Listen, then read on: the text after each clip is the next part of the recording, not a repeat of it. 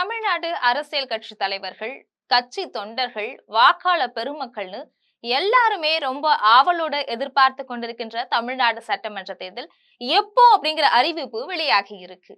இது பற்றி ஜம் தொலைக்காட்சி வழங்கும் சிறப்பு செய்தி தொகுப்பை இப்போது பார்க்கலாம்.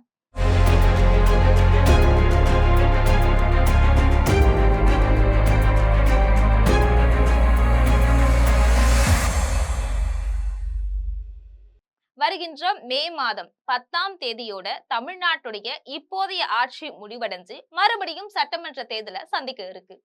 தமிழ்நாடு சட்டமன்ற தேர்தலை எப்போ நடத்துறது அப்படிங்கறத பத்தி தலைமை தேர்தல் கமிஷன் அலுவலகம் சுறுசுறுப்பா இயங்கிட்டு வருது.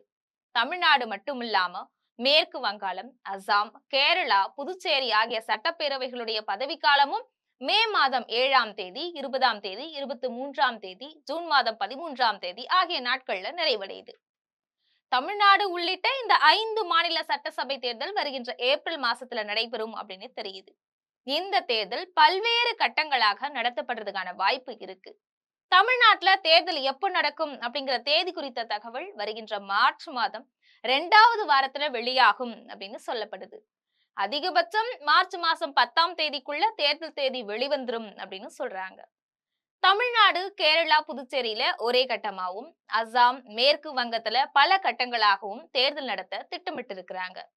இதுக்கு இடையில தமிழ்நாட்டுல காலியாக இருக்கக்கூடிய 6 மாநிலங்களவை உறுப்பினர் பதவிக்கான தேர்தல் வருகின்ற மார்ச் மாதம் 16ஆம் தேதி நடக்கும் அப்படின்னு தேர்தல் ஆணையம் தெரிவிச்சிருக்கிறது முக்கியமான செய்தி. இது போன்ற அரசியல் செய்திகளை தெரிந்து கொள்ள ஜம் தொலைக்காட்சியுடன் தொடர்பில் இருங்கள். நன்றி, வணக்கம்.